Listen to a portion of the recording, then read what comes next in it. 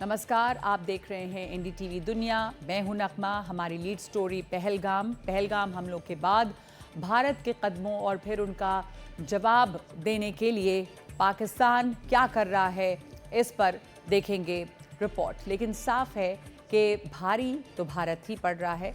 इसके अलावा एनडीटीवी दुनिया में देखेंगे कि लंदन में भारतीय उच्चायोग पर क्यों पहुंची है भारतीयों की भीड़। इसके अलावा एक रिपोर्ट मनीला से, जहां पर मई दिवस की एक रैली में एक भिड़ंत हो गई है। और साथ साथ रिपोर्ट न्यूजीलैंड से, किस तरह से झेल रहा है न्यूजीलैंड मौसम की मार। और आखिर में 200 साल हो गए हैं इंजन को बने हुए। लेकिन सबसे पहले आज की लीड स्टोरी, यानी कि भारत और पाकिस्तान। पहलगाम आतंकी हमले ने भारत और भारतीयों के सब्र का बांध तोड़ दिया है। सबको लगने लगा कि अब बहुत हो चुका, आतंक का ये सिलसिला रुकना ही चाहिए और आतंक का खेल खेलने वाले पाकिस्तान को सबक सिखाना ही चाहिए। इसी सिलसिले में भारत सरकार ने पाकिस्तान के खिलाफ कई कदम उठाए हैं। घबराकर पाकिस्तान ने भी अपनी तरफ से जवाब देने की कोशिश की है। तो आइए देखते हैं कि भारत ने पाकिस्तान के खिलाफ क्या क्या फैसले किए हैं। तो सबसे पहले बात भारत की। सबसे पहले बात करते हैं हम सिंधु जल समझौते की। सिंधु जल समझौते को स्थगित कर दिया गया है और इसके बाद सवाल यही है कि क्या बूंद बूंद को तरसेगा भारत, क्योंकि सिंधु जल समझौता स्थगित जब किया गया है तो यानी कि अब ये मतलब है कि ये डेटा साझा नहीं होगा भारत और पाकिस्तान के बीच में। और पाकिस्तान को ये नहीं पता चलेगा कि कब कितना पानी रोका जा रहा है, कब नदियों का पानी बढ़ जाएगा। सिंध से पाकिस्तानी टैंक भी जिस रास्ते से आते हैं वो इन्हीं नदियों के किनारे हैं, लिहाजा उनकी आवाजाही पर भी असर पड़ेगा। इसके अलावा और क्या किया गया वो देखिए। हवाई सीमा जो है वो बंद कर दी गई है। पाकिस्तान को इससे काफ़ी नुकसान होगा, ज़्यादा नुकसान होगा। पाकिस्तान ने भारत के लिए अपनी हवाई सीमा बंद की थी, तो भारत ने भी जवाबी कार्रवाई की और पाकिस्तान के लिए अपनी हवाई सीमा बंद कर दी है। अब पूर्वी देशों के लिए जो उसके विमान हैं वो लंबा रास्ता तय करेंगे, वो चीन होकर जाएंगे। साथ ही भारत ने पाकिस्तानी नागरिकों का वीज़ा रोक दिया है। इसमें सभी लोग आते हैं, जो भी पाकिस्तानी नागरिक हैं, किसी को भी वीज़ा नहीं मिलेगा। पाकिस्तान से लोग यहाँ पर बड़ी तादाद में आते हैं, पढ़ाई के लिए, इलाज के लिए भारत आते हैं। लेकिन अब ये लोग यहाँ पर नहीं आ सकेंगे। और साथ ही यहाँ रह रहे पाकिस्तानियों को वापस भेजा गया है। इसमें जो लॉन्ग टर्म वीज़ा वाले हैं उनको कुछ रियायत मिली है, उनको छूट दी गई है। लेकिन भारत में जो पाकिस्तानी वीज़ा पर आए थे उनके वीज़े रद्द हुए हैं और उन्हें हड़बड़ में वापस जाना पड़ा है। इसके अलावा वाघा बॉर्डर बंद कर दिया गया है। वाघा बॉर्डर बंद करने से ये होगा कि दवाइयाँ बहुत महंगी हो जाएंगी, क्योंकि वाघा बॉर्डर के रास्ते लोगों का आना जाना भी होता था और सामान भी आया जाया करते थे। उसके बंद होने से पाकिस्तान में बहुत सारी चीज़ें, जैसे कि दवाएं जो यहाँ से जाती थीं, वो भी महंगी हो जाएंगी और सामान की कीमतों पर भी काफ़ी असर पड़ेगा। इसके अलावा भारत ने वहाँ पे अपना जो भारतीय उच्चायोग है, यानी कि हाई कमीशन है, उसमें स्टाफ में कटौती कर दी है। 55 से घटाकर 30 कर दिए गए हैं उच्चायोग में स्टाफ। तो इनकी स्ट्रेंथ जो है वो कम कर दी गई है और अब उच्चायोग में सिर्फ 30 सदस्य हैं। एक और पहलू है सोशल मीडिया का। सोशल मीडिया पर पाबंदी लगा दी गई है। सोशल मीडिया पर पाबंदी के तहत बहुत से यूट्यूब चैनल जो हैं पाकिस्तान के, वो भारतीय दर्शकों के सहारे बहुत कमाई करते हैं। लेकिन अब ये यूट्यूब चैनल यहाँ बंद कर दिए गए हैं। भारतीय दर्शक उन्हें नहीं देख पाएंगे, तो जो उनकी कमाई हो रही थी यहाँ से वो भी नहीं हो पाएगी। बल्कि कई कलाकार जैसे कि माहिरा खान और हानिया आमिर के इंस्टाग्राम हैंडल भी ब्लॉक कर दिए गए हैं। साथ साथ कूटनीतिक पहल भी कुछ की गई है। तो विश्व पटल पर भारत ने दुनिया को पाकिस्तान की करतूतों के बारे में बताया है। भारत ने दुनिया को बताया है कि एक बार फिर से कि कैसे पाकिस्तान जो है वो अभी भी आतंकियों को पनाह देता रहा है। वहाँ पर कई पनाहगाह हैं, आतंकियों के कैंप हैं और इसके तमाम सबूत के बारे में भी जानकारी दी गई है। तो ये सब वो है जो कि भारत कर रहा है। अब देखें कि पाकिस्तान की तरफ से क्या किया जा रहा है। पाकिस्तान ने भी भारत के खिलाफ कुछ कदम उठाए हैं। शिमला समझौता स्थगित कर दिया गया है। तो अब ये सवाल है कि क्या नियंत्रण रेखा भी अब नहीं मानी जाएगी? शिमला समझौता के तहत जो बात मानी जाती थी, अब उसमें ये बड़ा सवाल है कि 1972 का शिमला समझौता अगर स्थगित किया गया है, जिसमें द्विपक्षीय बातचीत के जरिए कश्मीर के मसले को सुलझाने के बारे में करार हुआ था, तो अब सवाल ये है कि क्या नियंत्रण रेखा भी नहीं मानी जाएगी? हवाई सीमा भी बंद कर दी गई है, तो भारत से सफ़र है वो महंगा हो जाएगा। पाकिस्तान ने भारत के लिए अपनी हवाई सीमा बंद कर दी है, जिससे भारत से सफ़र महंगा हो जाएगा। दुनिया भर को पाकिस्तान ये बता रहा है, अपनी सफाई दे रहा है। पाकिस्तान के मंत्री ये धमकी दे रहे हैं और प्रधानमंत्री दुनिया भर से भारत को समझाने के लिए बात कर रहे हैं। पाकिस्तान के प्रधानमंत्री ने अमेरिका को भी फ़ोन किया है और ये कहा है कि भारत को समझाया जाए। अमेरिका में मार्को रूबियो को फ़ोन किया गया और अब ये अपील की जा रही है कि यहाँ पर मामले को डीएस्केलेट किया जाए। लाइन ऑफ कंट्रोल जो है अंतर्राष्ट्रीय सीमा पर सीज़ फायर का उल्लंघन कई बार हुआ है। बेवजह कई दिनों से नागरिक इलाकों में गोले बरसा रहा है पाकिस्तान, लेकिन हर जगह उसे जवाब मिल रहा है। साथ साथ साइबर हमले की कोशिशें हुई हैं। पहलगाम हमले के बाद भारत पर 10 लाख बार साइबर हमला किया गया। ये साइबर हमले सेना से जुड़ी वेबसाइट पर करने की कोशिश हुई, लेकिन हैक करने की सारी कोशिशें नाकाम कर दी गई हैं। इसके अलावा एक और कदम जो उठाया गया है कि आसिम मलिक को अब एनएसए अध्यक्ष बना दिया गया है। 2 साल से खाली पड़े पद पर नियुक्ति की गई है। ये जो एनएसए का पद है वो 2 साल से खाली पड़ा हुआ था, लेकिन अब नियुक्ति जो हुई है, जो कि आईएसआई के मुखिया हैं, वो अब एनएसए भी हैं, तो क्या संदेश देने की कोशिश कर रहा है पाकिस्तान?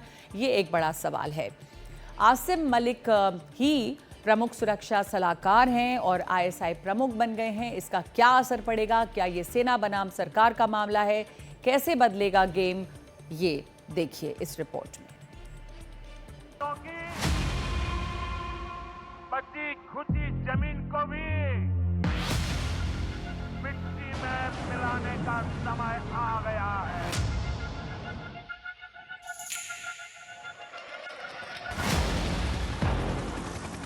पहलगाम हमले के बाद पाकिस्तान में भी बौखलाहट है। एहसास है कि आतंकी हमले के बाद भारत भी जवाब देगा और कोई न कोई ऐसा कदम जरूर उठाएगा कि आइंदा पाकिस्तान की जमीन से उस पर ऐसे हमले ना हों।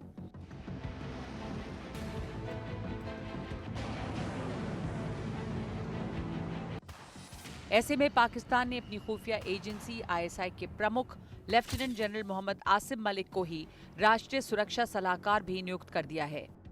ऐसा पहली बार हुआ है कि आईएसआई के प्रमुख को एनएसए की जिम्मेदारी भी सौंपी गई है। दरअसल जब से अप्रैल 2022 में इमरान खान की सरकार गिरी, तब से पाकिस्तानी सुरक्षा सलाहकार का ओहदा खाली पड़ा है।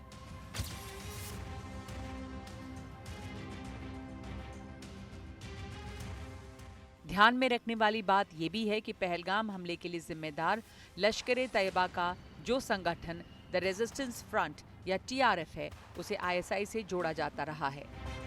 कहा जाता रहा है कि उसे आईएसआई नहीं खड़ा किया। हालांकि आईएसआई जाहिर तौर पर इस बात से इनकार करती है। दिलचस्प ये है कि 30 अप्रैल को भारत सरकार ने राष्ट्रीय सुरक्षा सलाहकार बोर्ड यानी एनएसएबी का नए सिरे से गठन किया है। रिसर्च एंड एनालिसिस विंग यानी रॉ के पूर्व प्रमुख आलोक जोशी को इसका नया चेयरमैन बनाया गया है। पाकिस्तान के मंत्री ये बयान दे चुके हैं कि भारत उसके ऊपर 36 घंटे में हमला कर सकता है और प्रधानमंत्री शहबाज शरीफ ने अमेरिका के विदेश मंत्री मार्को रूबियो से बात करके कहा कि अमेरिका भारत का गुस्सा शांत कराए और अपनी तरफ से पहलगाम हमले पर सफाई भी पेश की।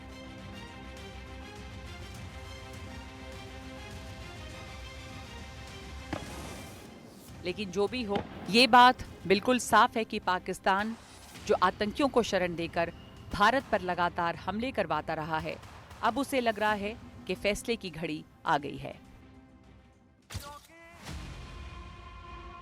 बची खुदी जमीन को भी मिट्टी में मिलाने का समय आ गया है।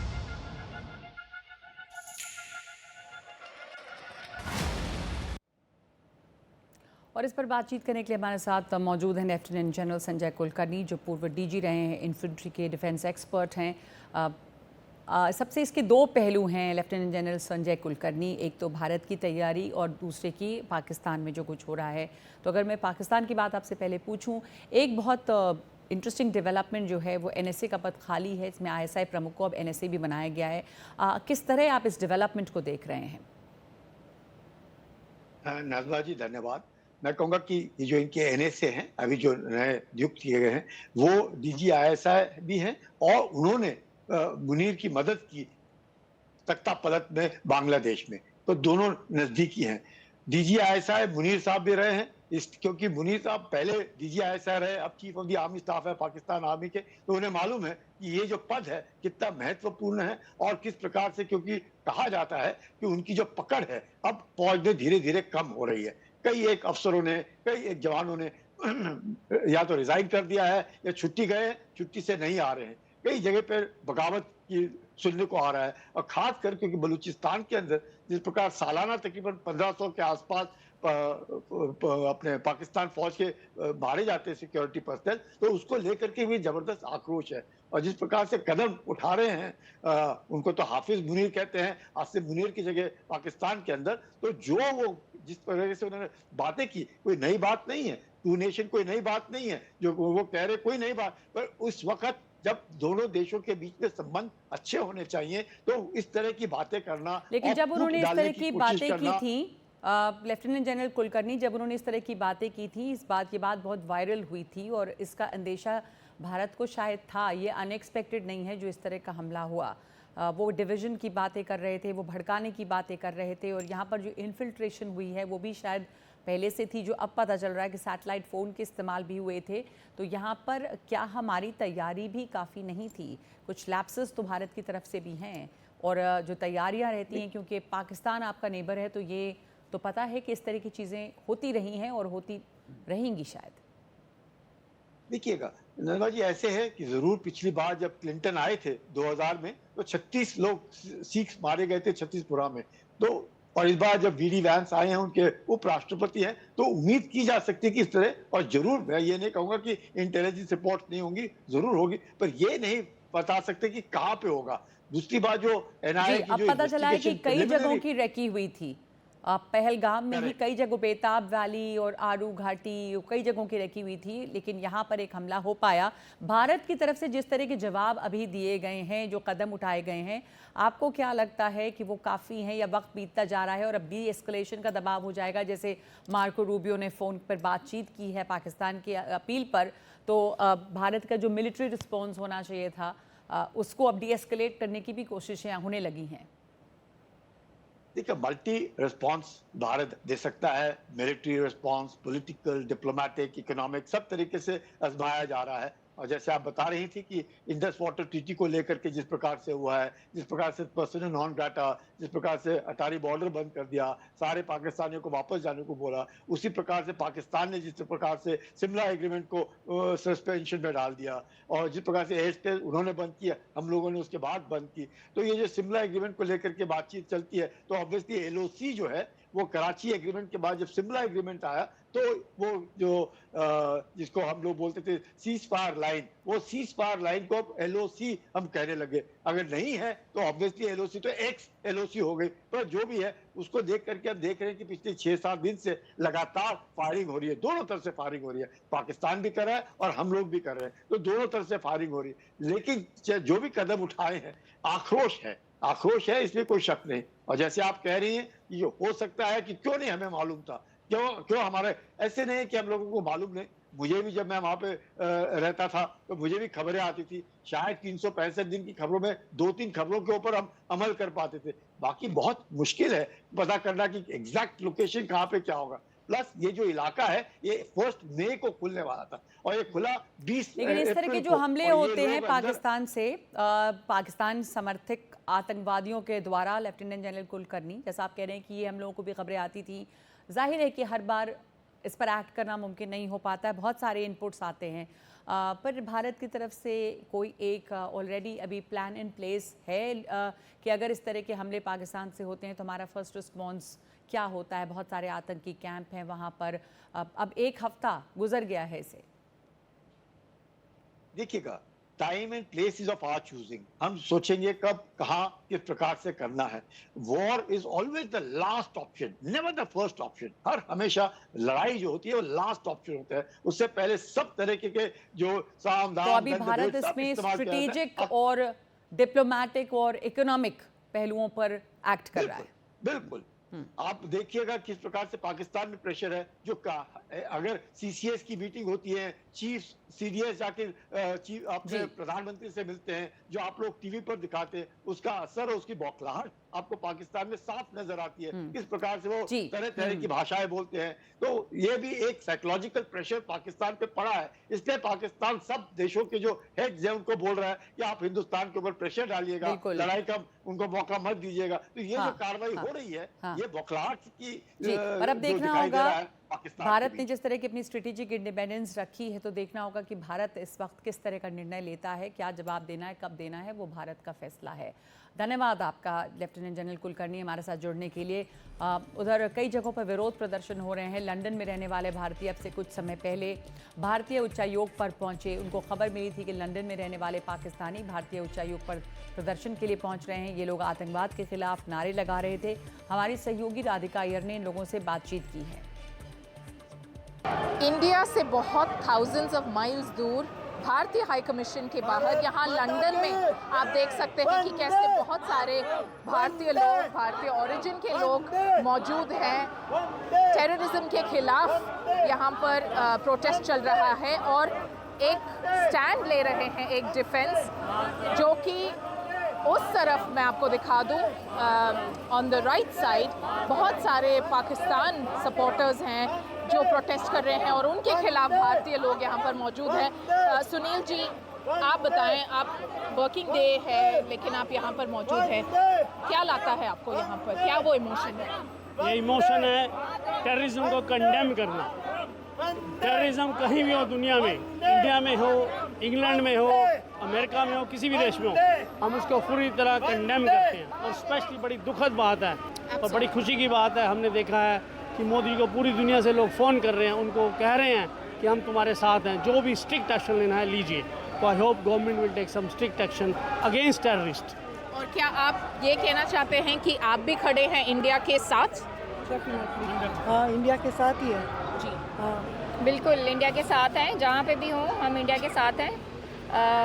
हमारा देश एक मिसाल है पूरी दुनिया के लिए, शांति प्रियता के लिए, लेकिन हम लोग जहाँ पे भी हैं अपने देश के साथ ही हैं। जी बिल्कुल। और यहाँ पर आपने ब्रिटिश फ्लैग रखा हुआ है, क्या आपका ये कहना है कि as a British Indian so many miles away you are here to support democracy and to take a stand against terrorism? Exactly. We fully support democracy.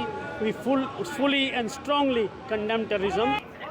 15 से ज़्यादा वैन्स यहाँ पर मौजूद हैं जिन पर एटलीस्ट 20 से ज़्यादा पुलिसमैन हैं जो इस तरफ से, जो इंडियन साइड की तरफ से डिफेंड कर रहे हैं इंडियन हाई कमीशन को, जस्ट एक ही मकसद के साथ कि जो भी प्रोटेस्ट हो वो पीसफुल हो और कोई लॉ एंड ऑर्डर सिचुएशन का जो है दुखद इंसिडेंट ना हो।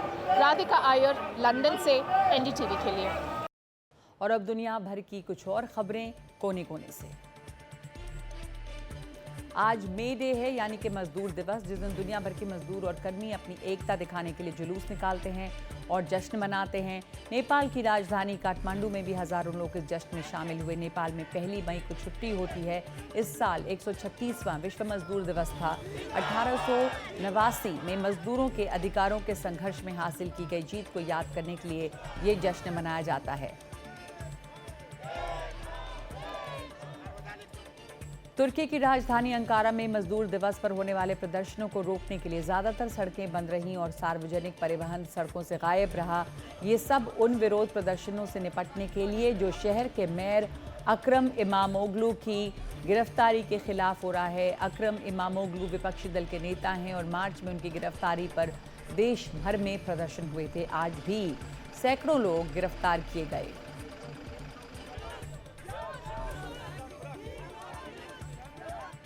और मजदूर दिवस के दिन फिलीपींस की राजधानी मनीला में कार्यकर्ताओं ने न्यूनतम वेतन बढ़ाने और नौकरियां बचाने की मांग करते हुए राष्ट्रपति आवास के बाहर लगे बैरिकेड हटाने की कोशिश की।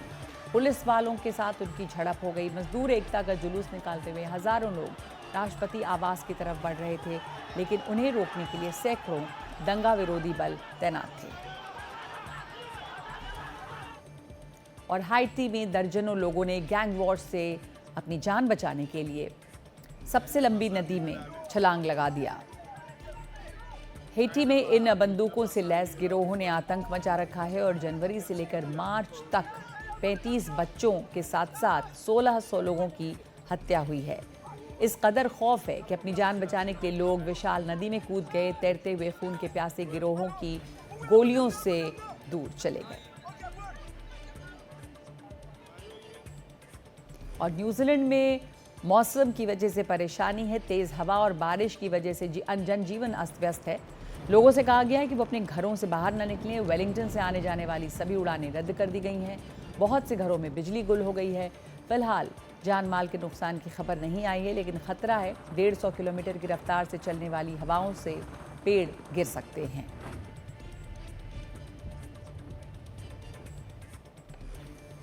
और आखिर में आज की तस्वीर। भाप से चलने वाले अमेरिका के पहले इंजन यानी कि स्टीम इंजन के 200 साल पूरे हो गए। जॉन स्टीवंस ने 1825 में इसे बनाया था और ये 12 किलोमीटर प्रति घंटे की रफ्तार से चलता था।